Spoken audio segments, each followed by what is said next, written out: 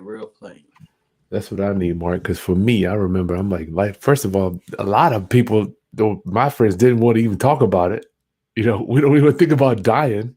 Yeah, it's a taboo thing. I have folks that come into my office, and the first thing when it's brought up, they're like, "No, I'm good. I'm good." Like, no, let's talk about it for real. Are you really Oh good? man, that's terrible, man. So, um, but yeah, and it's not. Once people understand, it's not about um death. Um, Granted, people always associate death with life insurance, but there's so many other things that life insurance is able to do for you. So, um, it's such a critical part to entrepreneurship, such a critical part to legacy planning, building generational wealth. You know, all of the things that you do in your business, it actually runs in tandem with what you do. To be I need to honest get. with you. Yeah, I you know what we I know we met a while back. Man, I have to deploy that, man. Hmm. Sorry, Roundup. Just my new baby hates to sleep, so if y'all could just bear with me. Preston. Hates to sleep. Can you hear him, Mark? I'm trying to. Yeah, he's letting you know he's there. I can definitely hear him. Hey, class, what's going down? Please forgive Baby P. I mean, he just hates to sleep, man. I mean, good. Roundup family, my real estate Roundup family. Greetings to you. Greetings to you. I have been trying to put this thing together I've been on Mark's heels for, I don't know, 8 months trying to get him on here. I finally got Mark Crump in the building. What's up, my brother? Chris, thank you for having me. I know it's been a long time coming, and I appreciate you. Appreciate your patience, and I'm glad that we were able to make this happen today. This is not I want my Roundup, my real estate Roundup family. This is just the tip of the iceberg. This is really not where I want to go with Mark, but I figured I would start, give him a little, give him something easy to cover. Okay, I'm with Is you. that I'm okay? with you. I'm with you.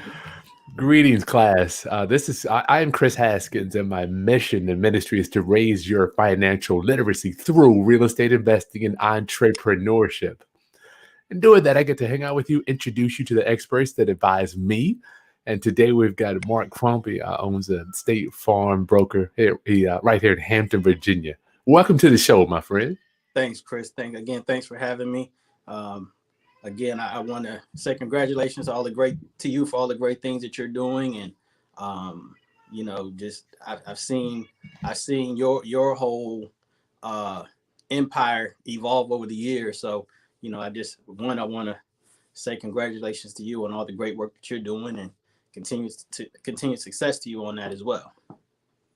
Yeah, Mark.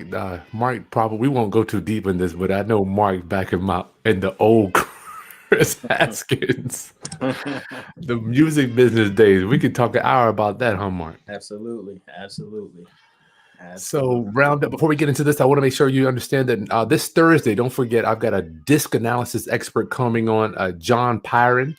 John, how's this? I messed this up. How about that, yo? I guess I messed it all up. Hold on. Darn. Anyway, John Pyron is a disc analysis expert. He's going to help us understand what our personality is so we can surround ourselves with people and understand how to communicate with them better, right? So what I was able to do was negotiate a deal with John to come on and talk about this disc analysis thing to know, so you know who your personality type is, okay? You got to know this stuff, y'all. If you don't know your personality type, you're in trouble. Let me see if I can hold up. Where is it at?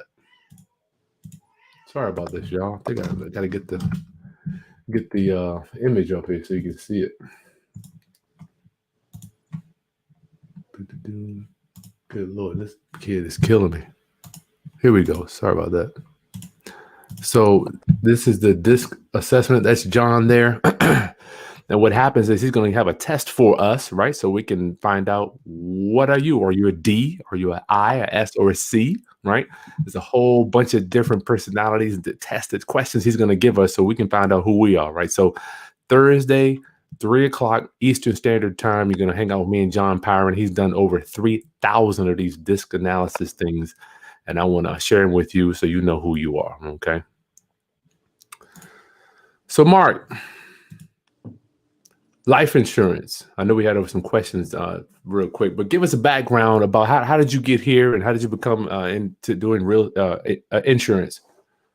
Kris, as you probably remember over the years, I've always worked in in sales in some capacity, whether it's with Coca-Cola, Clear Channel, Norfolk, whatever. I was always in sales in some capacity. But although I might have had a successful career in sales, just never had that fulfillment of being able to go home at night feeling like I was really able to help someone.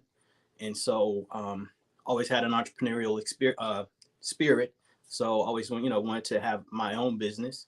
Always wanted to help people. So when this State Farm agency model came available to me, I felt that it was the right place to marry the two. So I'm loving what I do. Only regret I have is that I didn't do it when I was much younger. But things, God lines things up when it's his time, not ours. So, I'm grateful to be here and able to help people manage their risk through life insurance and other products that we offer. So, in short, that's how I got to life insurance, or insurance industry as a whole. Mm-hmm. My agency, I'm a full service agency. So obviously I offer auto insurance, homeowners insurance, limited health insurance, whether it's disability. We do offer Blue Cross Blue Shield. So actually I just became licensed. I'm a mortgage loan originator as well. So I Wow. write mortgages as well. So I'm loving what I do. Good for you, brother. Good for you. So insurance, I know a lot of people, including people that look like us, don't necessarily want to talk about today Roundup. I want to talk to you about life insurance. I've had it since I was 37, I believe. I just stumbled upon it just because I figured if I died, I wanted my family to have something to pay off my mortgages, right? So, Mark, if you could just kind of give us just your an overall, I guess, like a 40,000 foot view of what life insurance is. So before we talk about life insurance, let's get past the stigma of life insurance is always going to be associated with death.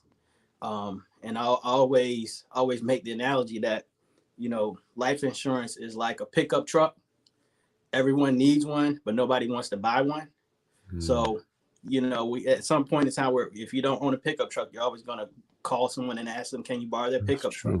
So we need that pickup truck. Well, life insurance works the same way. At some point in life, you will need it, but then there are times when if you have it in place, you'll be able to benefit from it greatly. So, do you want me to dive into the different types, Kris? Not Life quite insurance? yet. I want to just kind of give it first. I want to give them the why before we give them, kind of the different things. What's so important about it? Because I know, once again, man, for just the majority of my viewers are entrepreneurs, Mark. Mm-hmm. Okay.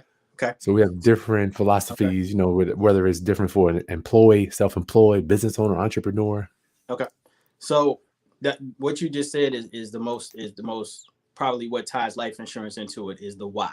Like we get up every day and we grind. Why? What's your why? Why do you get up and grind? For you, it's your family, I'm sure. Mhm. For me, it's my family. So that's why life insurance is important, because if you're not able to be there to provide for your family, the life insurance is a great vehicle to be able to replace your income. So, Kris, if you are in fact the breadwinner for your household and something happens to you, and you have an exorbitant amount of financial exposure, and if you don't have the proper policies in place, you could actually leave your family in a worse off place later on down the road than they are right now. So, um, that's just one component of what life insurance can do. So when we look at it, yes, that is associated with death, but what it also is doing is making sure that you're creating that generational wealth, and or at least making sure that your family are able to achieve the goals and dreams that you had set out for when you first started out. Gotcha. It's amazing how things change over time too, man. When you got different families growing, I remember when I got mine, I had a small family, and I got a bigger family. I'm thinking I need to kind of change. It's going to change and grow over time. Right. So, uh, I guess we can. One second, come in. We got mail. Okay, thank you, Bubba. It's from Mr. Todd. You can say hi to everybody. Here you go. Hi. Hey, Good sweetie. Lord. See you later. I'm actually live right now. Oh. Okay. Have a good day. Tell Mr. Todd I see him in a little while. He's already gone. He's gone. Okay, good. So, Mark, before we get into all the plans, would you just kind of explain to my viewers about my stuff, how it's set up a little bit? I don't know if you care to dive, if you wouldn't mind, or you have that information there. I do. So we have a couple of different things set up for you, Kris. I know, obviously your homeowners and your auto, that's, the foundational, but I know that we have the umbrella policy for you. Yep. So you have the $1 million umbrella policy, and, a little bit background on that is you have $1 million in liability. Is in layman's term, an umbrella policy is lawsuit protection. Lawsuit protection is the easiest way to look at what an umbrella policy can do for you. So as an Litigation. entrepreneur, yes. My job is to help you manage your risk. I'm your risk advisor. So, it would be irresponsible of me to knowing the business that you're in, not to actually insist that you have an umbrella policy. That way, if anything happens at any of your properties and so forth, we know that Kris Haskins is protected. We can make sure those things are taken care of through there. And then we also have a substantial life insurance policy on you, that should anything happen to you, a princess in the family will be fine, and you don't have to worry about they don't have to worry about trying to figure out how they're going to pay the mortgage, and if your 3 children are going to be able to go to school and so forth. So those are the foundational things that we have for you. Okay, I'm completely transparent, Mark. You can tell them I want my people to know exactly what I have. I'm not trying to play Big Willie, or I'm not trying to have anything, because I want them to know that listen, I have this too. Right. I pay every month into these policies, and I haven't, obviously I don't use them for my real estate stuff. I mean, I haven't had to have a claim, but Right. Roundup, I have life insurance. So, Mark, today we're going to dive into this whole versus term. Mark, for me, before we get, I got to make sure I stress to them, for me, because I'm a real estate guy, and a lot of my viewers are. I chose to do term. Did you think that would be best for me, or just break that down? Why a real estate guy like me that chose to go my route, what term might be best? So every situation is going to be different, Kris. Understanding what your business, you have adopted the philosophy of buy term and invest the rest. So what does that mean? It means, like, if you are not going to participate in any type of investments, to make sure that when you reach retirement age that you have some suitable funds available, then you should probably look at a whole life policy. But because of the industry that you're in, right now it's most important for you to have term insurance, because your goal is to be self-insured by the time you get to retirement age. So you won't necessarily need any whole life. So, a lot of people probably hear that analogy all the time: buy term and invest the rest, but they don't really understand what that means. But what I will tell you, if you buy term and don't participate in any type of investments, you will find yourself in a bad place on the backside of life, because you won't have any whole life insurance. So, go ahead. Let's explain. So now that let's segue into what is the difference, Mark, in whole and term, term life insurance. Okay. This is going to sound cliche, but this is the way I always explain, and I'm not explaining the difference between the two, and I'm not just doing it because you are in the real estate business. But when I'm talking to folks, I always liken term insurance to renting an apartment or renting a house. You have that coverage for a specific amount of time, whether it's 10, 20, or 30 years, and you do not earn any equity in that policy, just as you don't earn any equity when you're renting. This term, so that's a term policy. It's temporary coverage. It's like renting an insurance policy. Does that make sense? So Yep. then I liken whole life to owning a home, because you have it your entire life as long as premiums are paid or you've paid the policy off. We can get into that topic in just a few as well, because there is such a thing as a short pay policy, which means you don't have to pay for that policy for your entire life. But when I compare a whole life policy to home ownership, is because you earn equity in your home, just like you earn cash value in a whole life policy. That cash value does grow as the policy years grow. You have the ability to pull that cash value out and use it for whatever you might want to, just as you would the equity in your home. So in layman's terms, term insurance is temporary coverage. Whole life is permanent coverage. Mhm. Okay. The whole life does have what we call living benefits, and that's the cash value. So the great thing about that is you have the ability to uh, leverage the cash value for things that you may need to, that life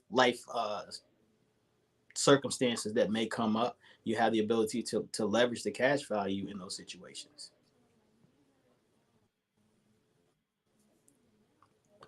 Okay, so So good. Every person's different. I mean, I want to get deep into why okay. in the world would someone want to pay whole, and why would they want to do term? I mean, I think just the discipline it takes, because I think we talked about it earlier. The policies are simple, but what did you Mhm. say? The administration? What did you say?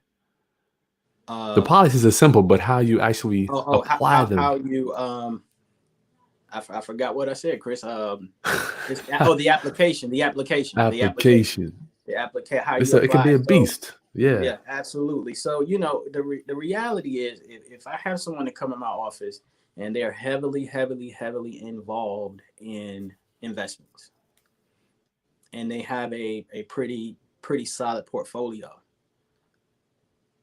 and it looks as though they're going to be pretty well off at retirement age, the conversation may not be as heavy with whole life at that point, because the goal is one, to make sure that if anything happens to you during your working years, that you're able to replace that income. Okay.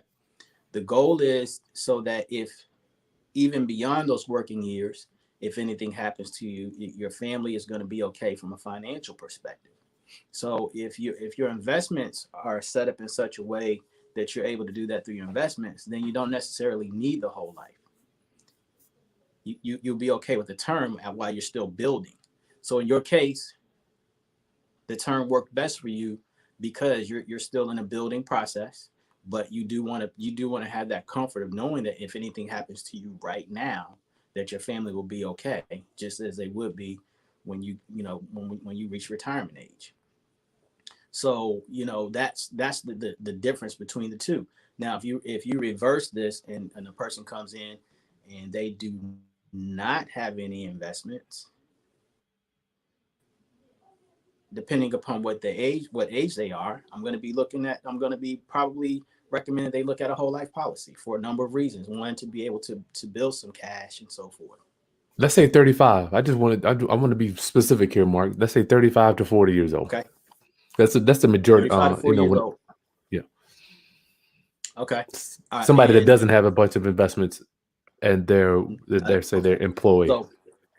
so so what I would do, I would look at, if they're not heavily involved in investments, I would look at what we call a short pay policy, a short pay whole life policy.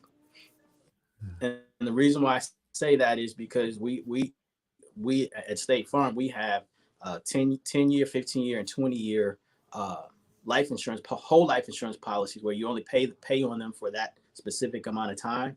Um, and after that point, you don't have to pay on them any longer. However, the cash value continues to grow in that policy.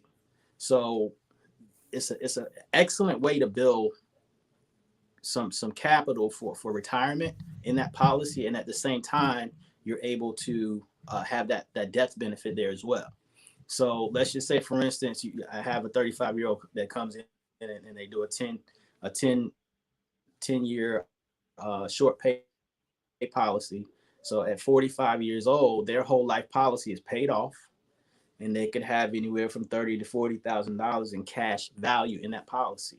It's their money. Gotcha. They do what Gotcha. do with it what they like. So meaning, if they need to pull some money out of that policy to go put a roof on their house or something like that, they can just call me and we can have a check cut for them. We don't need to know what they need it for.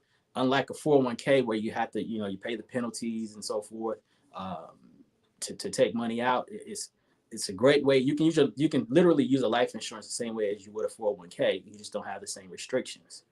Mm-hmm. So now a person who participates in that particular strategy, they have the ability to be their own bank. Because let's just say, for instance, they need to go purchase a vehicle, but they have enough cash value in their life insurance policy. Instead of going to the bank and taking out a loan, they can just borrow the money from their own life insurance policy and just pay the money back monthly to your life insurance policy. Now you're saving on your finance charges and so forth. So, but those are just the things that we never learned, Kris. So you can do the same thing for your children's education. As far as starting a policy early in life, so that you have the cash value available to pay for their education and so forth. So there's just so many things that you can do through life insurance. That's crazy, man. It's crazy because now I'm looking at it like I'm implementing some of those things. I never thought about the stuff you're talking about, man. I just feel like it's so high level for the conversations that the people that I've hang around and that, my family, they don't even bring this stuff up, Mark. Right. And unfortunately, we don't like to talk about this. Thanksgiving is coming up in a few weeks, and we will sit around the table and talk about what sales we're going to catch on Black Friday, but we won't sit around the table and talk about how we're going to build generational wealth. It's unfortunately, that's just it's just what happens in a lot of households. Well, that's why we're changing this. I'm telling you, that's why I'm so passionate about this, man. I want to change that demographics, Mark. So Roundup, get your questions in. I'm going to go back and forth with Mark for a few more minutes here, and then we'll go to Q&A, which is my favorite part. But Mark, when you talk about building cash value, for me, I'm looking at my mentors, these dudes. I mean, they have, when you got so much income coming in, you have to figure out, what are we going to do with it, right? What are you going to do with it? Mm-hmm. So can you borrow that money, Mark, to buy a house, flip a house, or do some type of investments too? Absolutely. If you have a whole term? If you have a whole life, you cannot do that in a term policy.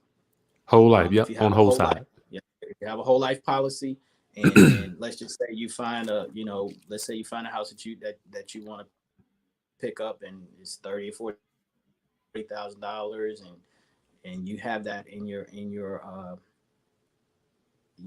cash value account or your whole life policy. You just contact us and say, I need to borrow X amount of dollars from my life policy, and the check will be in the mail to you. So it's a phenomenal way to be able to navigate, especially as an entrepreneur, to be able to navigate some things, but also, again, you still have that peace of mind and know that your family is taken care of should you need it for that purpose.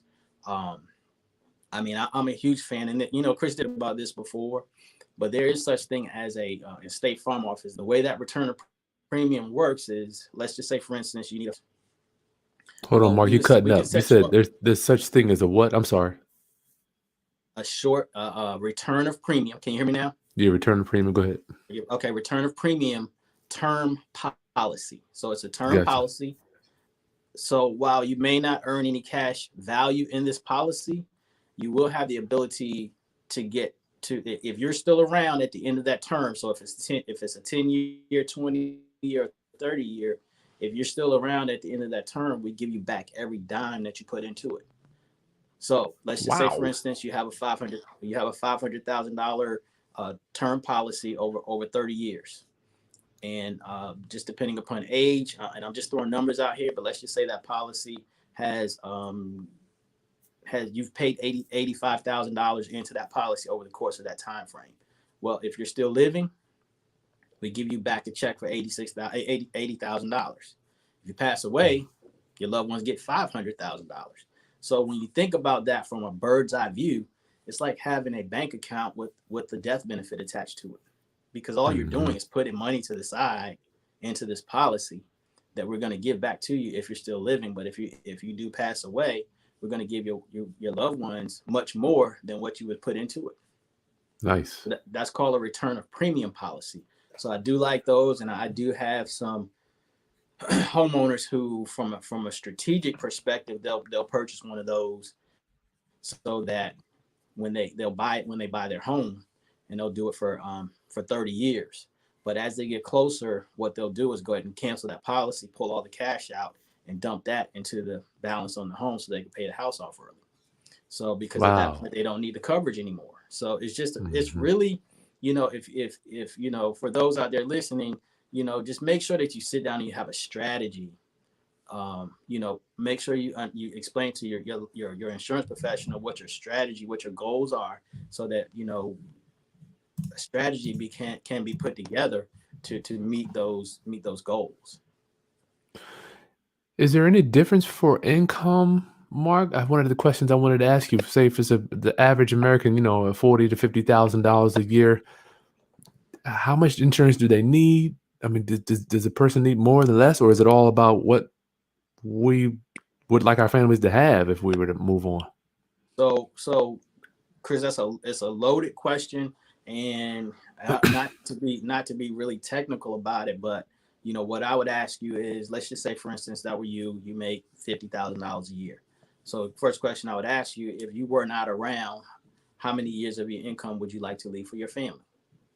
That's a Gotcha. simple way to look at it. There's a few different things that we really need to look at in order to determine how much coverage is needed.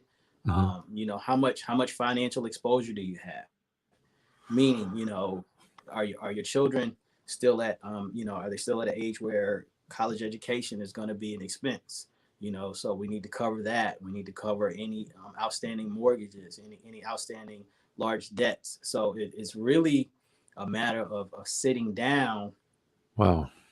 to have a really, really in-depth conversation about what your goals are, um, what financial exposures you have, and then we put that up against your income, and that's really the way we come up with how much coverage you need. Well, what we would recommend. You know, um, are we always able to accomplish that from maybe sometimes a premium for that is a little bit more, and then we'll just make some other suggestions. But what we'll do is put together what we recommend based on what you're telling us you need to do, and based on what exposures you have, and then Exposure. yeah, exposure. And again, that's what it really comes down to. I mentioned earlier, my job is to help you manage your risk, and so um, if I'm not making sure that your financial exposures are covered, then it's really not um, putting you in the best place possible. Yeah, Mark, thank you for taking the time with that. I remember Roundup, I went to sit with Mark. I'm like, listen, I need to make sure I'm straight because anything can happen. It's just a matter of time for me having a bunch of tenants, bunch of contractors. I mean, for me, I just know eventually it's going to happen. So Mark suggested the umbrella and all that stuff. So what about the person that says, I don't want to deal with life insurance, Mark? Because that was me before it was 37. I'm like, man, I just don't want to deal with that stuff. What can we say to that person that's out there, or they have obviously they've heard about it, but what do you say to that person, Mark? I just ask one simple question. What plans do you have in place to take care of your family if you don't make it home tonight? Wow. It's just real simple. What plans do you have in place to take care of your family if you don't make it home tonight? Because Mhm. believe it or not, Chris, unfortunately, people come into my office all the time and say, "I'm good. I don't need any life insurance," or I'm you sure that was me. know, but we don't. We have to have hard conversations, and then sometimes they're somewhat uncomfortable, because in order for us to really, really provide you with the best solutions or the best recommendations, we do have to ask you a lot of questions. We have to ask you a lot of financial questions. And, it's just like when you go, I'm not, in no way am I likening myself to a doctor, but when you go to the doctor, if you don't tell them everything that's wrong, they can't fully diagnose you. So it's the same thing with us. If we don't fully understand what your goals are, what your income is, you know, how old your children are, if they're planning on going to college and so forth, we cannot properly put together the best recommendation for you. So, for that person who says they don't need it, Chris, I go back to what I said. It's like a pickup truck. Everybody needs one. They just don't want to buy one. And it is somewhat taboo for a lot of people, because when the first thing that you think of when life insurance comes up is death. And I don't even see it that way, and probably because it's my profession. But I look at it as I see a lot of quotes already say life insurance is love insurance. You don't want your loved ones to struggle. If you're working hard while you're here to take care of your family, then why would you not want to take care of your family if you're not around? That's deep, man. It kept me up at night. I'm like, man, what if, I thought I was Superman in my 30s, like we all do. I'm like, nothing happening to me. I even talked to my dad last week. He's like, well, I don't plan on dying. I mean, Dad, nobody does plan on dying, Right. I'm Yeah. like, I would just feel so irresponsible, Mark. I would feel like I let my family down if something happened to me and I didn't have something in place. I'm not saying they got to have a huge policy like we have, but it doesn't have to be, at least have something in place, would you say? Absolutely. And Chris, let's put it in perspective. Like, just like I know, $1 million can go fast. It's good. Gone. People here, yeah, I mean, it can go so fast. So, it for those people, I guess, Chris, when I'm really stepping back and listening to what you asked me, for those people that say that they don't want any insurance, I would at least advise them to consider having, if nothing else, having something in place to take care of their final expenses. Because you're already telling me that you're not interested in leaving any type of legacy for your loved ones, but at That's least true. make sure you have something in place so that your loved ones don't have to go into debt to figure out how to handle your final arrangements. So That's deep. um, That's deep. that's just uh, that at the very least, people should at least have enough to take care of their final expenses, so to speak. Mark, I remember when I got my policy, the prices were different then. Is it better to look into this stuff when you're younger, or does it matter? Oh yeah, it does matter. It is better to look into it when you're younger. And some people may feel like they're being pushed, or they're being a false sense of urgency is being created. So the reality is, we have, as insurance professionals, we have a responsibility to make sure that you understand, the whole process. So yes, it is less when you're younger, but the other thing we have to consider is, do you qualify for it? Because you Oh you may yeah. have some underlying health conditions that may not allow you to qualify for that policy. Wow. Or you'll say, yes, I want to get it, but I'll do it next year. So what if something happens to you health wise between now and then? So there's so many different factors that come into play with life insurance. But to answer your question, yes, it is more economical when you're younger. You're able to lock into a lower rate. So in most cases, younger people can buy much more coverage for less monthly or annual premium. And then the other thing is, again, we just never know what the future holds when it comes to our health and being able to qualify.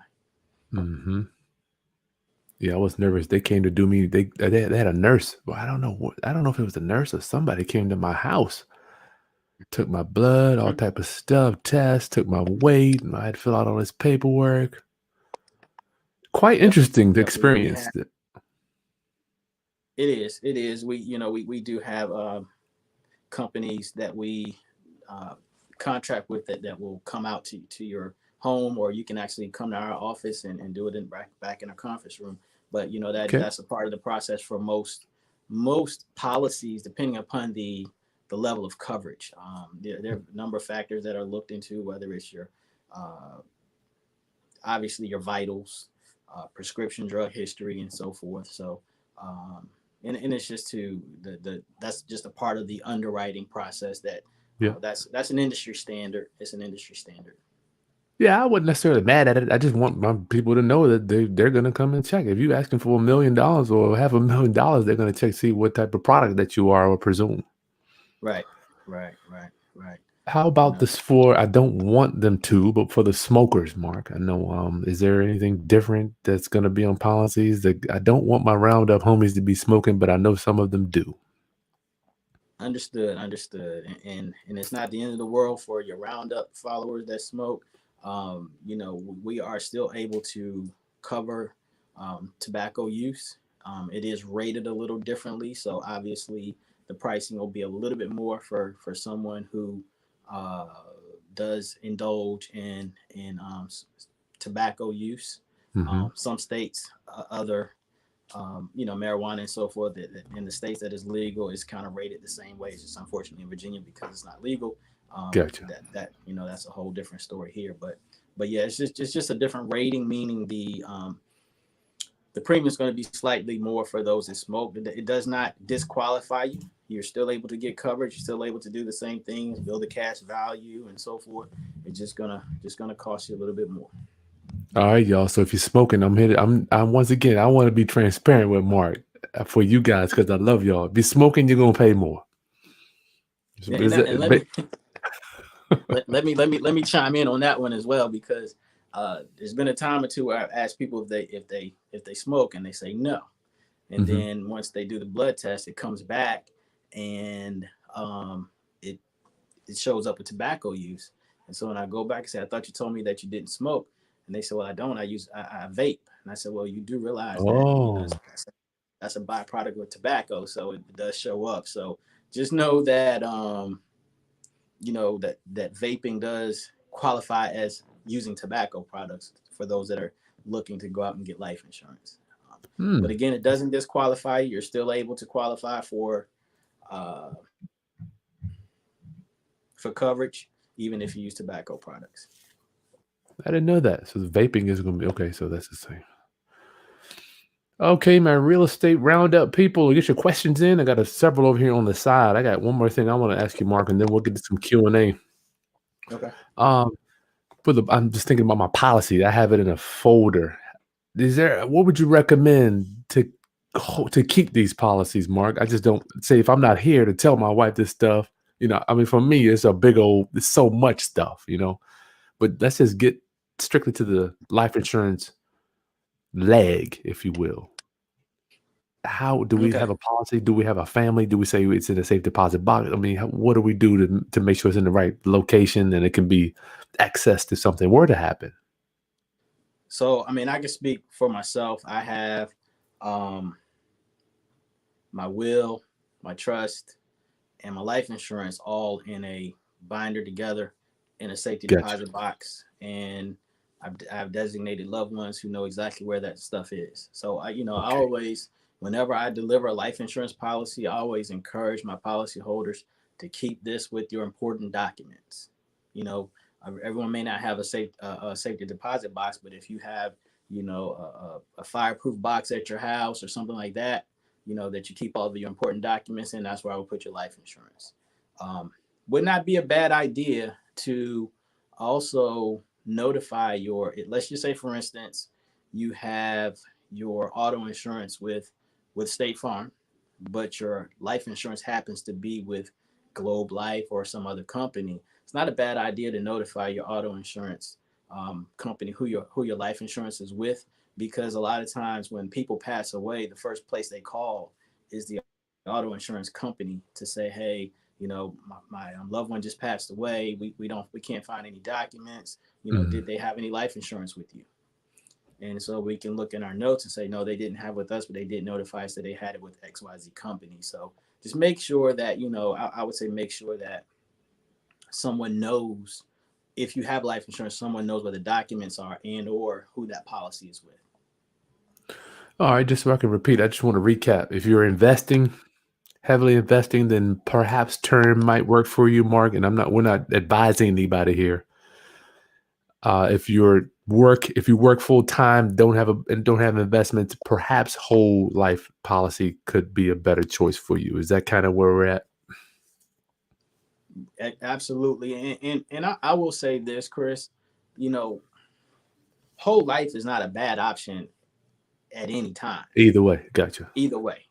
I mean, I will always say that, if it's affordable to you, whole life is always going to be a good source of protection for your family, no matter what your investment level is. Because, if the good thing about a life insurance policy, if the market tanks, your life insurance is not affected by that.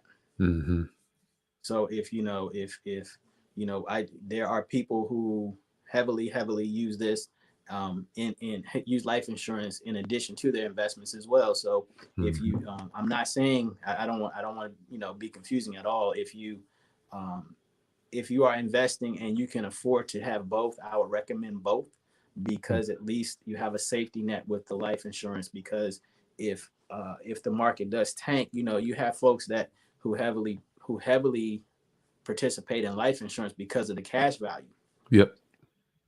So in 2008, when the market crashed, the folks who lost a lot in the market, obviously it was a bad day for them. But the folks who were participating in the cash value process through life insurance, they didn't blink an eye because they didn't lose anything during that time. So, I will tell you, there are several businesses that have started from the cash value in a whole life policy, because they've taken that money that is built up in that policy and used it to launch a business. So I mean, heck, history says that Walt Disney was actually launched through life insurance. Walt Disney Studios was actually launched through life insurance, life insurance policy. So it's so much that can be done. So I would say whole life is always going to be the preferred, in my opinion, one of the preferred products that we offer. Gotcha. But if you're investing, we can, it's really going to, every situation is going to be different. It's not a cookie cutter situation. So that is interesting. When I look about, like, once again, my mentors, these dudes are just funding these policies, Mark. It's unbelievable. I mean, they're just loading cash into these policies, man. And I see how they're doing it. And then they literally have a bank that is so big that they don't even have to ever go to another lender. They've got more than enough cash. And further, like you're saying, Mark, it blows my mind when I think about you guys are like recession proof, depression proof. I mean, you guys are like the only, I was researching this before we got on. You guys are the only companies that just, this stuff doesn't affect you at all. Exactly. And the reality is, the unique thing about it is, you're talking about us as a company, but the consumers who participate are the same way. They're recession proof and so forth as well when it comes to that segment of their investments.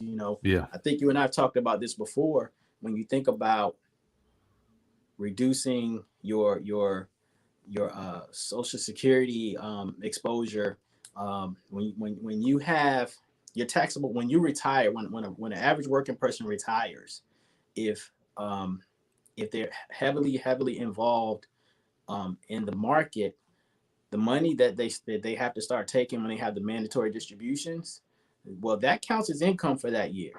All right. So what they're doing is increasing their taxable income, which is going to cause their Social Security to be taxed at a different rate.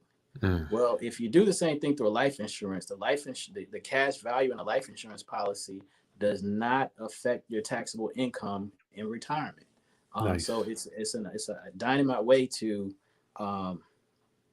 turbo boost your retirement funds, so to speak, because of the strategy. You've already paid taxes on that money when it's going into that policy, so you don't have to worry about the taxes on the back end. It's just so much, it's probably more than we can get into on this setting, but it's so much that you can do with it. Well, Mark, that's all I got for you, my brother. If we get some Q&A, if you don't mind. Absolutely. Adam Bilecki, I don't know that one. Adam, why not consider VUL? I'm not quite sure. I think he talked about that on Facebook. Do you know the VUL, Mark? Yes. I mean, and you can actually that's obviously an option as well.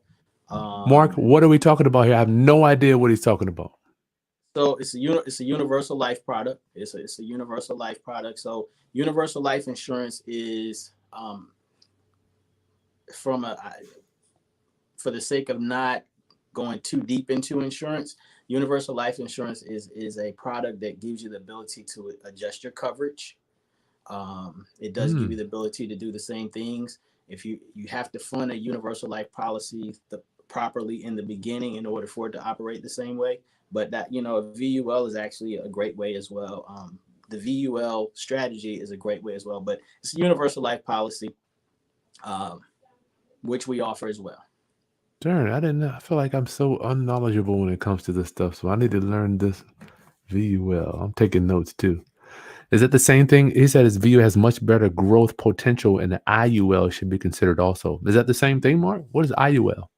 So both of them are going to be universal life policies. It's just Okay. a matter of which one is going to best serve your needs. So Gotcha. I mean, I'm not opposed to either of those. I mean, a lot of insurance professionals recommend those as well. Okay.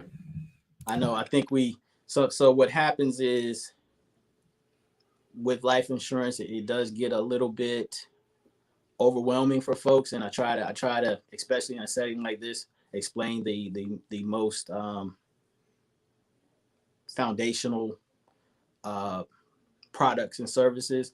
But Gotcha. when we sit down with someone and we show them all the options, obviously depending upon the circumstances, a VUL or IUL would definitely be one that we would look at as well.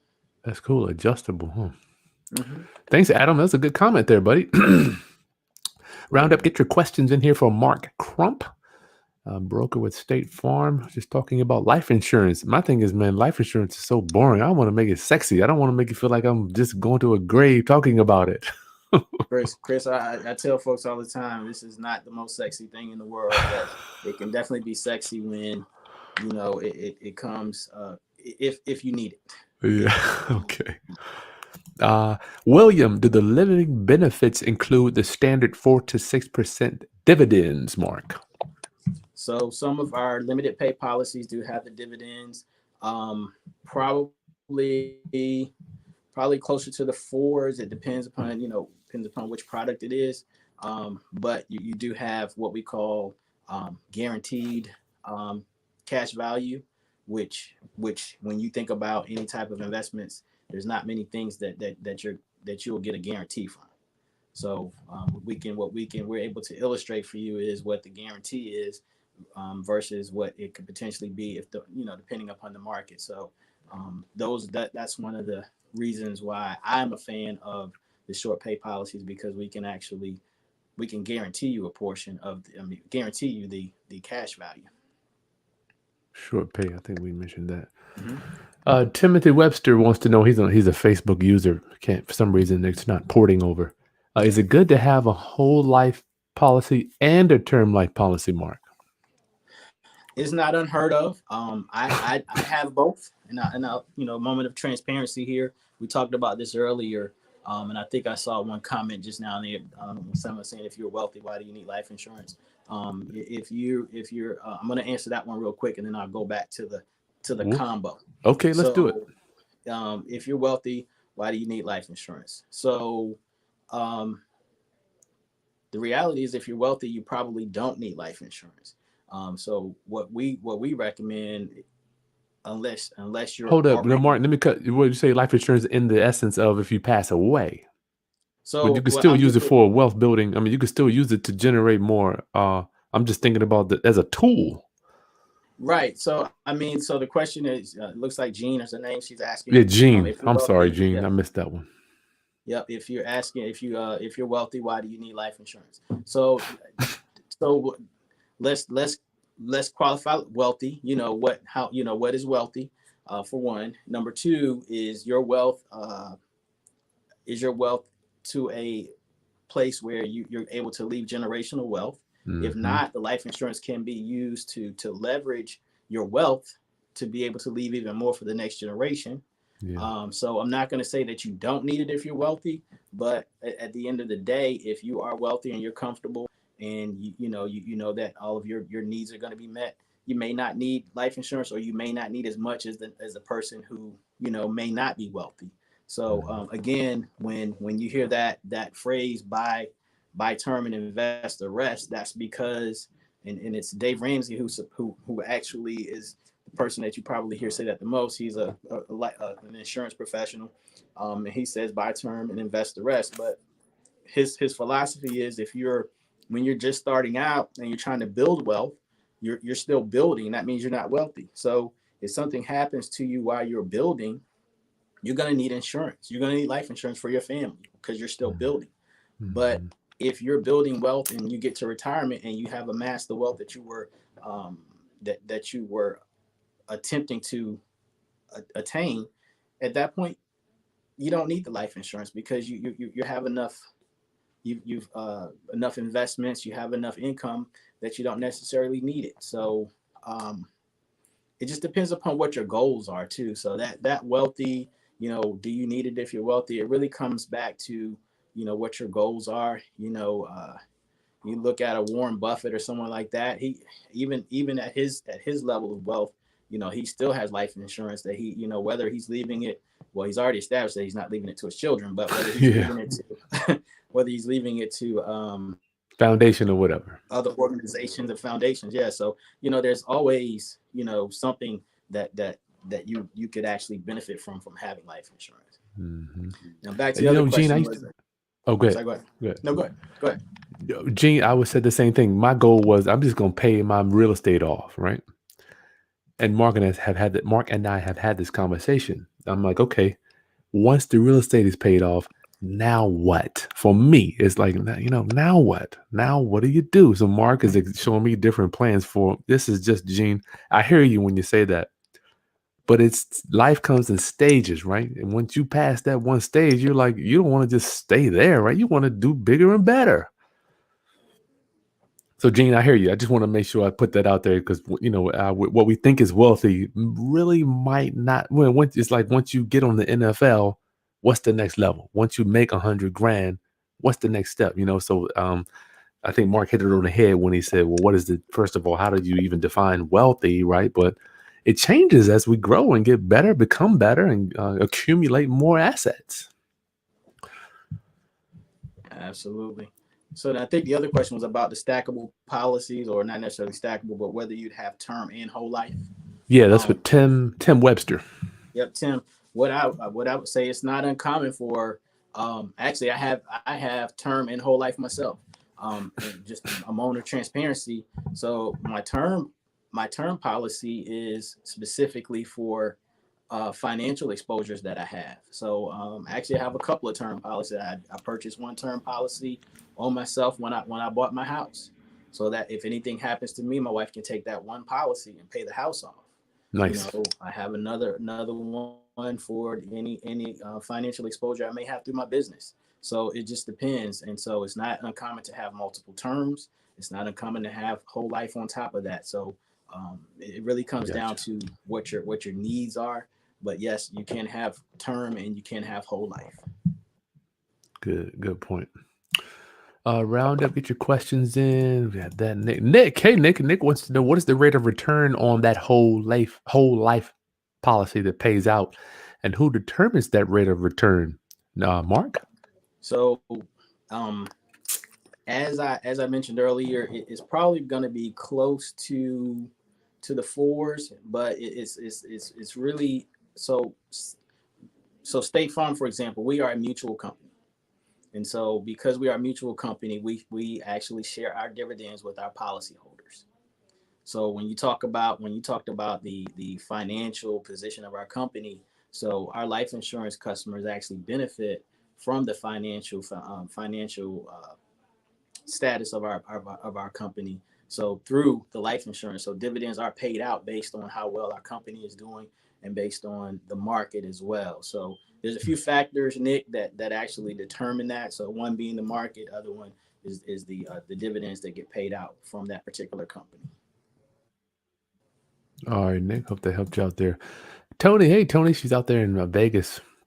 She sold life insurance investment in the 90s. Tired of seeing my people leaving debt instead of wealth. Life insurance is the foundation for wealth building. Nice. Absolutely, I agree.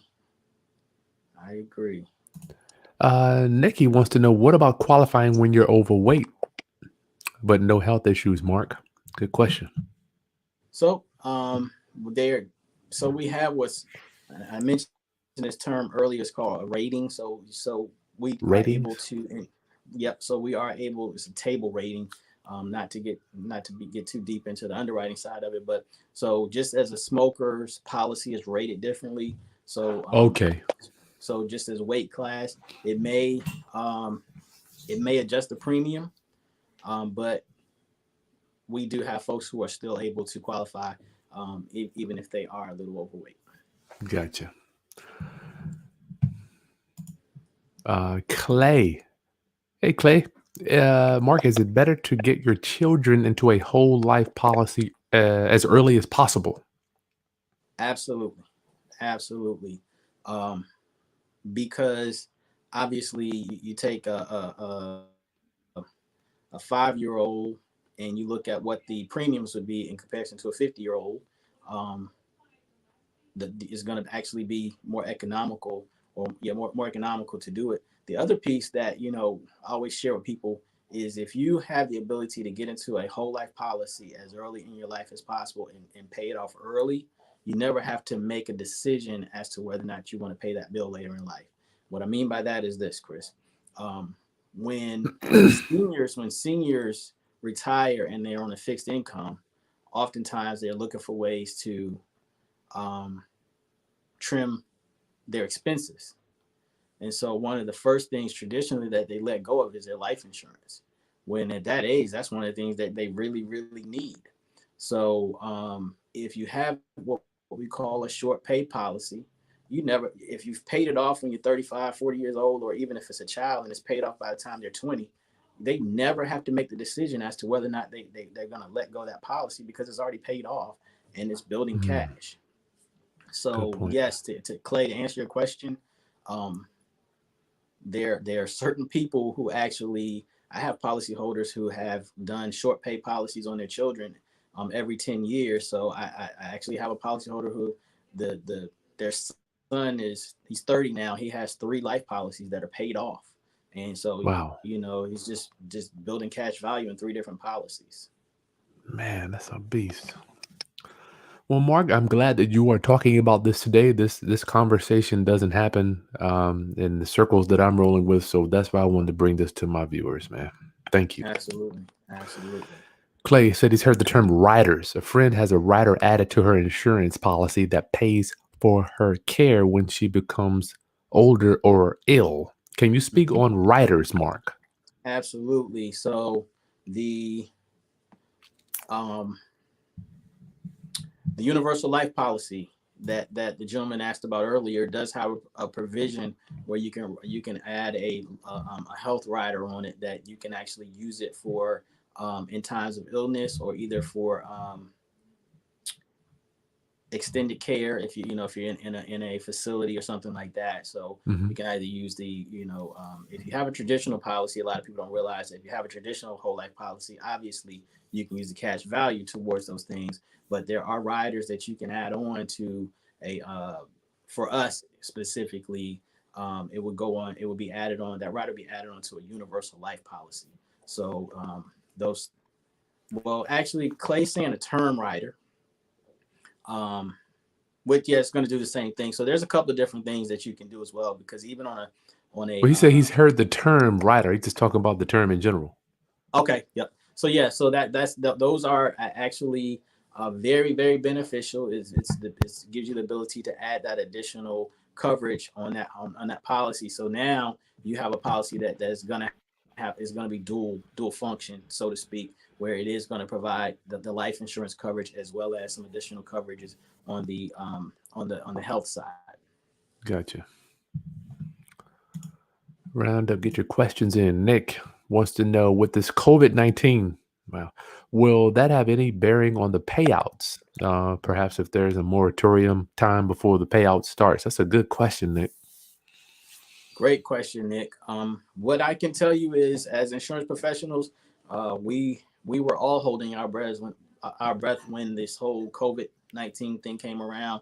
So far, there has not been any talks.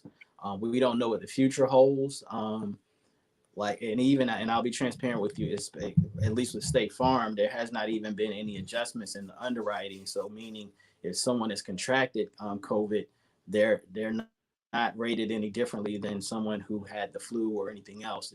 There's no additional underwriting or additional charges for those who have already been infected by the disease. But so right now, Nick, we have not seen any changes. Obviously the moratoriums that may be placed, those are going to be on a case by case scenario. But I can't predict, what the future may hold as far as the payouts. But right now, we have not seen anything, nor have, from an industry perspective, nor have we heard that with any other companies. So right now, everything's been pretty solid. Good. Trevor wants to know, in Florida, do you have policies that can be purchased for those people who do have underlying health issues, Mark? Absolutely. Depending upon what the hip health issues are, if you are in what I would say, if you go to an insurance professional, Trevor, who is not able to insure you, ask them if they can refer you to someone who writes what's called high risk coverage. And so there are carriers out there who will provide life insurance. Unfortunately, some companies don't, but there's typically someone out there that can write most policies. What would prevent someone, Mark? I don't know if that's pushing you too far. I mean, is it a fatal illness somebody would have, a cancer? I mean, what would prevent someone being denied for health issues? Well, Chris, there are a number of things that it could be. They depend upon, let's say they have cancer and what stage cancer they're in. Gotcha. It could be history of heart issues. So there's a number of things that are looked at. Gotcha. On the underwriting side. However, there are some companies that will write policies for people that are on their deathbed. So it's just unfortunately we do have people to come in after they've gotten this devastating news from their doctor or diagnosis and so forth. And obviously they want to come, or it's just like, for us on the property and casualty side, as soon as there's a named storm out there somewhere, they want to call in and try to get flood insurance. But so, it's the same thing that happens. So that's something. But yeah, I would say, Trevor, if you or a loved one, if you know someone who has an underlying condition, if you don't stop at the first carrier that you go to, there are companies out there that can actually write almost anything. Gotcha. Clay wants to know, can you be a little more specific if we're just talking about that? What are you guys looking for while being tested? I know they took a whole bunch of blood from me. What can we do to get by? And should he change his diet for a certain amount of time, Mark? Clay, you crazy. So Clay, wow. So they're typically, I can tell you with State Farm, they're gonna check your vitals, so your blood, urine, height, and weight. We can. I'd be happy if you, Chris, if you want to give them a number, we could talk offline about it. But they're, what is it? Go ahead. You can let them know. Oh, feel free to give me a call. My number is 757-722-7156. Again, that's 757-722-7156. But again, they're going to check your blood, urine, your vitals, blood pressure, and so forth, and then also your height and weight. And then and they do also look at your prescription drug history for State Farm for some of the policies to find out what meds you may be on and so forth. But just because you've had a diagnosis does not automatically disqualify you. A lot of times, depending upon what the questions are on the application, it could ask, in the last so many years, have you been diagnosed with this, or have you been treated for this? But if you have not in that time frame, then Hmm. it's, obviously it's not going to affect the underwriting. Well, Mark, we got 63 people on here listening to you, Mark. Say, thus saith Mark with the insurance. Somebody wants to know, Aaron, what is the best company to build cash value? I don't know if I understand that one. What is the best company? So cash value. So actually, maybe they're saying which policy, but obviously you're going to build cash value um, through It's with the a whole policy. life policy. It's a whole life policy. Now, if you're asking which company, obviously there are many companies out there. Most what I would recommend, obviously I'm gonna be impartial to State Farm, but but I'll just do the research and see, for your area. I'm not sure where Aaron is from, but whatever state you're in, I have colleagues in every state that would be able to assist you if you're not in Virginia. Mhm. But I would definitely say, just look at the company, how that company has performed traditionally in the life insurance, from a life insurance perspective, how long the company's been around, and what kind of relationship you have with the insurance professional is really critical, because you don't want to purchase insurance from someone that you may not be able to get in touch with, in a few weeks if you have questions and so forth. So Yeah, that was important for me. I wanted to make sure, first of all, that I could get in touch with the guys I'm giving my money to. Trevor, you good on time, Mark? I'm good. I'm good. Trevor wants to know what is the rate at which the term life insurance matures? Would seem to be a better plan to pay down the principal on your rental homes. I think we kind of touched that earlier, Mark. What rate? With the okay, maybe he wants to know what interest rate. I think you said maybe it's close to the fours. I don't know what you said earlier. I'm trying to Oh, understand the term question. life policy. I don't understand that one, Mark. So Trevor, give me a call, 757-722-7156, to make sure I'm understanding the question. I don't know, maybe you're looking for a strategy, because I see where he says he would like to pay down on the principal on some of his on his home. So Hmm. I think it's really going to be a case by case scenario, depending upon what, if he's talking about using a return of premium policy to be able to have in place until he gets close to the end of his mortgage, and then pulling it out to pay it off. It's really going to come down to crunching numbers. Hmm. That may be what he's asking. I'm not sure. Yeah, I'm not sure either. Trevor, be a little more specific with that one. Talix, does your whole life policy allow access to your cash value right away as soon as you sign up? Good question.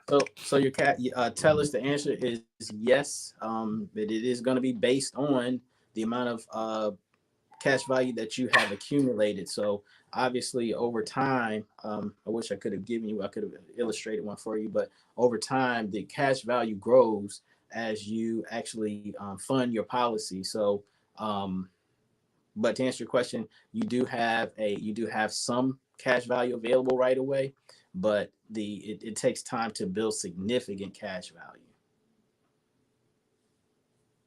Significant.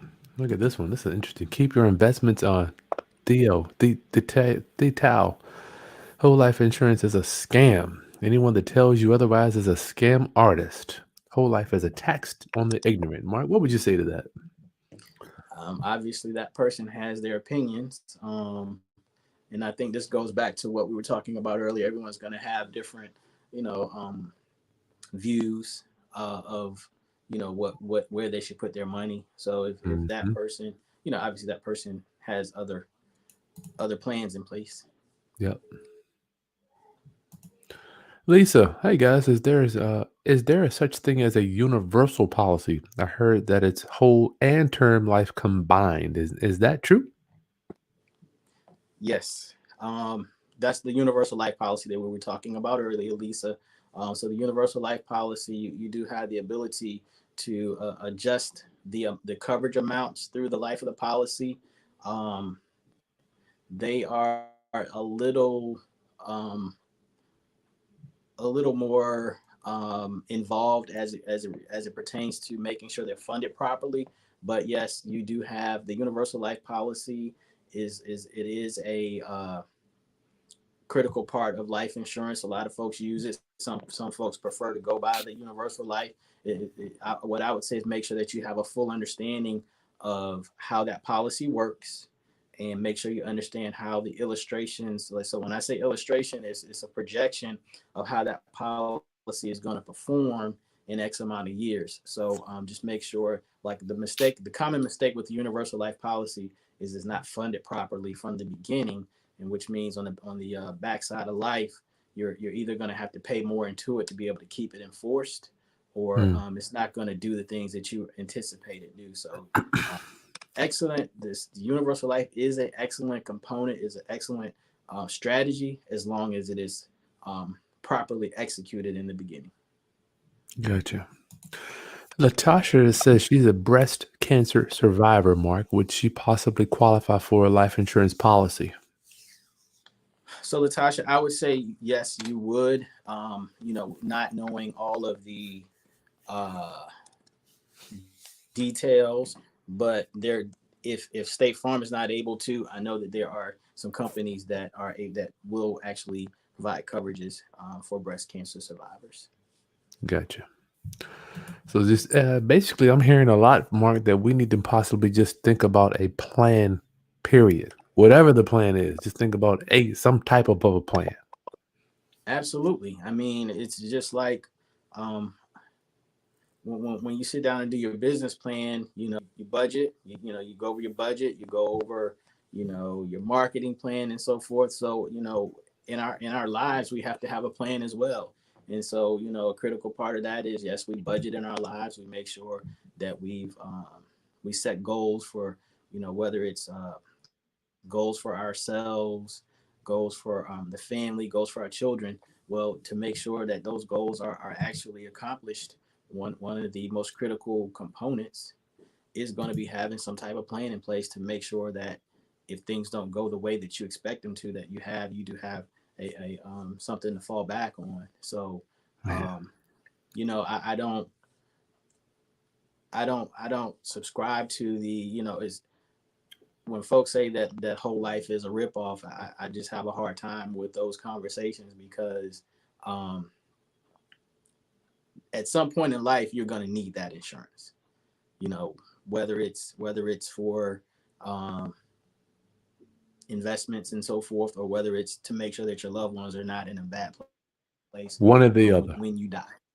Yeah, yeah. We're gonna die. So that's a given. And so just make sure that your family is not left in a bad position. If you're working hard every day to make sure that your family's not struggling, then you need to make sure that there's a plan in place for when you're not around.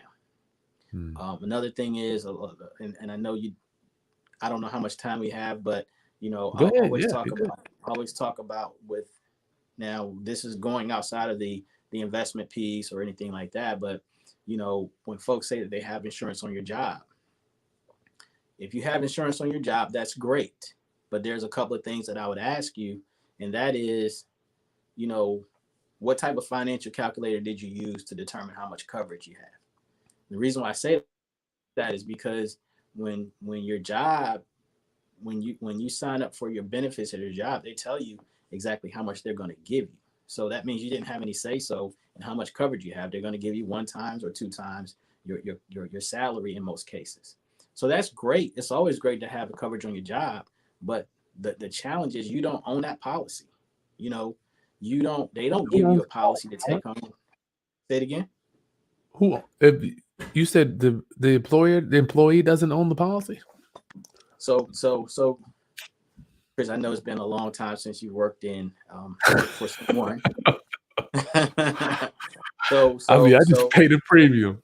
I know. So like let's just think about this. When you get a new job, you go into the HR person and they tell you to sign up for your 401k.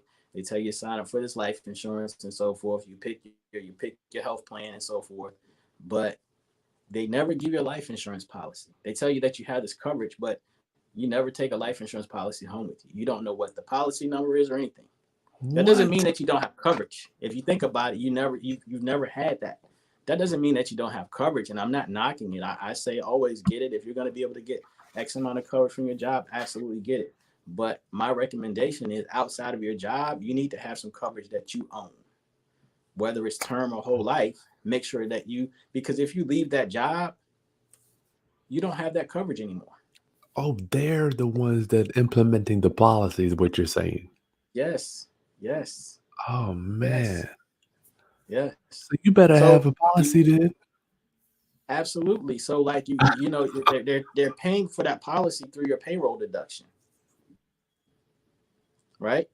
Uh-huh. So when you leave that company, you no longer have that life insurance. Mm-hmm. So my another question I always ask is outside of your job, where do you have your permanent life insurance that will never expire? Okay, that means that's whole life coverage, that's permanent coverage, but you own that coverage, is yours. So no matter if you change jobs 5 times next year, you still have life insurance. You're not Mm. depending upon the company um, owning that policy. I don't know if you saw this article last year. I think it was when the retirees from Sears were notified that Sears was no longer going to provide life insurance as a benefit to the retired to the folks who had retired from Sears. It was a part of Mm. their retirement plan, but they they um they announced that they're no longer going to provide that coverage. Mm. So this here again, those who are depending on coverage that is controlled by someone else, Wow. it leaves them in a bad situation. So, I feel for those people because if you're at retirement age, depending upon how old you are, you may not qualify for a policy. Typically, if you're over 80 years old, most companies are they're not gonna write a policy on Or even if you would, Mark, I mean, would you even afford the policy? you. Exactly, exactly. So, I always tell people, if you have coverage on your job, that's great. But let's look at this thing beyond that. What coverage do you have in addition to that? Number one. Number two, have you really sat down and asked yourself, is the coverage that I have on my job going to take care of my family the way that I really want them to be taken care of if I'm not around? Mm-hmm. Because let's say a person makes $35,000 a year and their life insurance policy is 2 times their salary. That's $70,000. Now, Chris, how long is that $70,000 gonna last? Man, I don't. Maybe a year. I don't even. Let me gone. Let me gone. Yep. 2 years maybe. Yep. Yep. Hmm. Deep stuff, man. I don't want to make it sound like I'm all sad. I think I want to. I mean, good gracious, you real. Your tone, Mark, is like, oh boy, it's just scary stuff.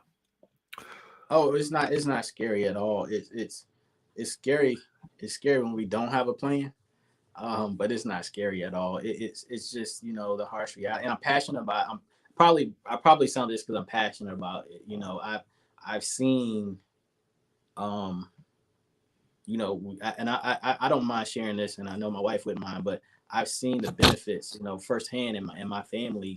When you see a 40-something-year-old pass away with 3 children, and they had enough life insurance to where those 3 children are still able to go to college and so forth. It's just when you see it work the way it's supposed to, then you know you should be Gotcha, convicted to make sure that everyone understands the benefits of it. gotcha. I can't make people do it, but if no matter if you're in business or not, it should be a part of your conversation. And if you're in business, it should really be a part of your conversation because even when you talk about buy sell agreements, and I think you and I talked about this before, if you want to make sure that your affairs are properly carried out, if you're not around from a business perspective, it's important to sit down with an insurance professional and or an estate planner to make sure that the proper buy sell agreements are in place. Make sure that you have the proper succession plan for your business, whether it's a real estate business or what have you. So it's just Wow. do you want your wife to buy your partner, if you have a partner, you want your wife to buy your partner out, or you want your partner to buy your wife out. Those things are things that we have to think about. Hmm. Deep stuff. Roundup. Well, we got 63 people on here, Mark. Thank you for spreading this information. If anybody wants to possibly get a policy, for me, I just was like, you know what? I'm going to have a policy. This I need them, so I'm going to spend X amount of minimum. I'm talking about at the bare minimum. I'm going to have an expense for the next whatever years. Just get over it. I just had to kind of program myself, Mark, and I just want my viewers, that's not an expense that we think of coming up through the ranks. Well, I didn't. I want to be transparent for me. I'm like, damn, I got car insurance, health insurance, I got the house insurance, life umbrella. It's like it just adds up. But I had to kind of train myself, Mark. I want to ask you that I'm going to have this expense, for X amount of months or whatever years. How can we help people or is there something you tell people when they say, I don't want to spend the money? I'm sure you have a conversation to help them frame that up to where it's like, I had to just get over it, but I don't know if everybody can just get over it like I had to. Yeah, it's never an easy conversation, Chris. For a business person, I would say it's a cost of doing business. I mean, it's a little easier when you're in Yeah, business because it's a cost of expense. doing It's just an business. expense. Yeah. But when you're, for the average, Generally citizen speaking. who's not, generally speaking, you know, what I would say is to sit down with an insurance professional and just do a cost analysis, because sometimes you can't afford not to have it, to be honest with you. It may sounds like you can't afford it, but sometimes you can't afford not to have it. Meaning, if you have a young family and the just purchased a home and the wife Yeah. doesn't work, so what's your plan if something happens to the husband? Where's your wife and the two kids going to live? So sometimes you have to make the necessary adjustments. And now, does that mean you have to have $1 million policy? Absolutely not. You're just coming up with that plan. And so it all goes back to the plan again. So um, I think that the reality is, as consumers, we we find a way to afford the things that are important to us. That's something, right? I remember before we had a cell phone. Now everybody has one, and it's almost like a bill that you're just gonna have, right? Exactly.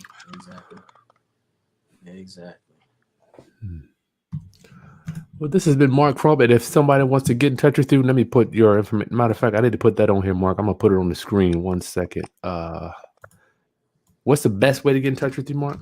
757-722-7156. Gonna be Mark's number, y'all. I'll put that right on the screen there, Mark Crump. That's right to the office there. I see some people asking how do they get in touch with you for more information. Absolutely. Tiffany wants more information on that.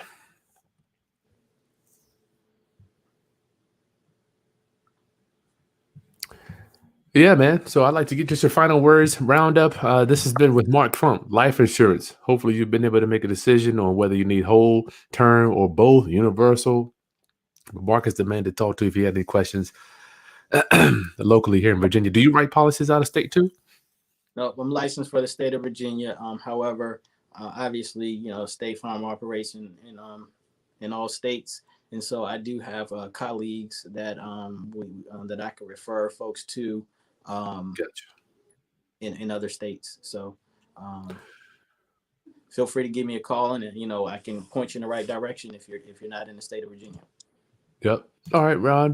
Mark, for the 62 people that are here, final thoughts on just framing up this whole life insurance thing for estate planning as well as wealth building, Mark.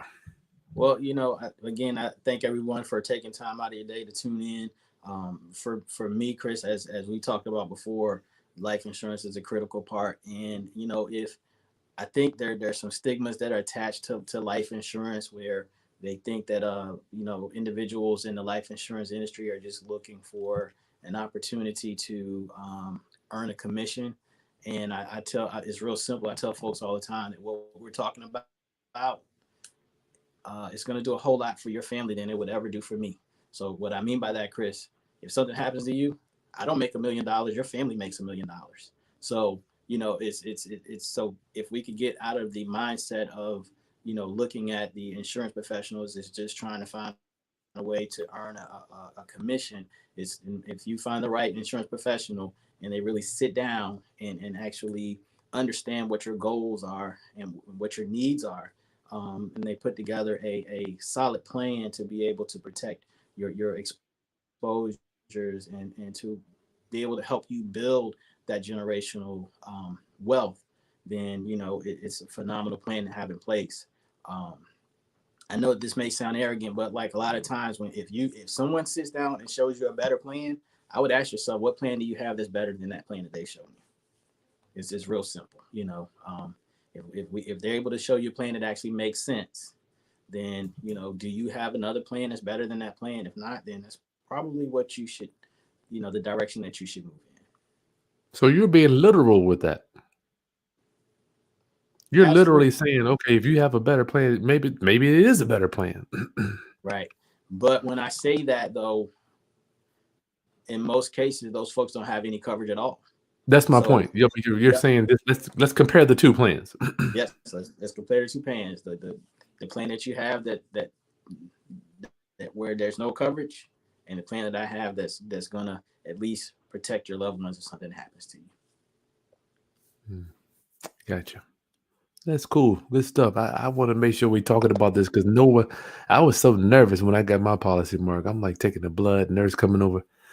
But I want people to understand that this is just a part of being grown, becoming a better evolved human. I'm like, man, I'm a human. I can be better. I can take care of my family, do things better for me and for my legacy, brother.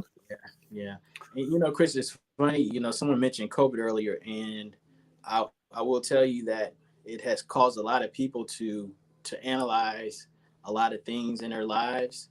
And this year, I've had more conversation about life insurance than ever before, and it's Wow.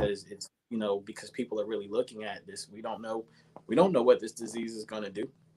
Do I have the right plans in place? So I always tell folks, although it's not comfortable and it's not probably a top priority, or as I said earlier, it's not one of the most sexy things to talk about, but it's very important to just to step back and make sure that you do have some coverage in place. And even like you, Chris, when I talked to you about the umbrella policy, that's just some additional coverage to protect you while you're around, while you're living as well. So it's just having the total package in place is critical. It's critical. Yeah, and I don't think you tried to sell me, Mark. I called you. I'm like, what do I need? What do I need? I don't know what I don't know. And I've seen people get sued. I'm like, well, you shut me down. Let's say go with this. How much do you have? Mortgages. What's your liability? And then you recommended you could try this. I don't think it was like a thing Yeah. where you were looking to push something on me. Right. But unfortunately, a lot of people, so you actually came in understanding that you needed something, that you needed Well, that help. I want to But pay and I want to get what I'm paying oftentimes for. people, right, exactly. But unfortunately, there are times when people don't realize what they need, and then when they do realize it, it's still that apprehension because they're afraid that they're just being sold something, and it's not. I can speak for myself. It's for me. I want to go to sleep at night knowing that I tried to, I put somebody else in a better place today than they were yesterday, as far as coverages are concerned. It's not about, you know, how many policies can I sell today, or it's more about how can I help somebody build some build generational wealth. How can I make sure that a family is protected properly? How do I make sure that if something happens to Chris, that his three children can still go to college like he might want them to. That's something, man. That is something.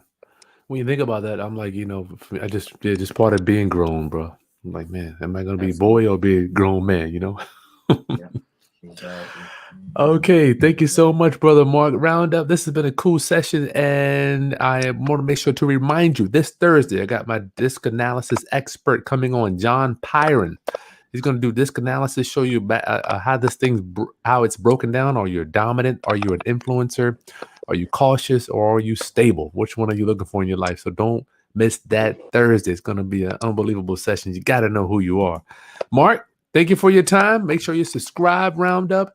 Hit that like button and share with any other entrepreneurs or people that you think need to know about this life insurance thing. It's very important. In my opinion, I would feel so bad if I got out here struck by lightning or hit by a bus and something would happen to my family and they weren't prepared to have some type of a large lump sum that would help them get over that, so. All right, Mark, that's all I got for you, buddy. Thanks for having me, Kris, and have a great day, and we'll talk soon. Yep, I'll see you soon. All right, peace.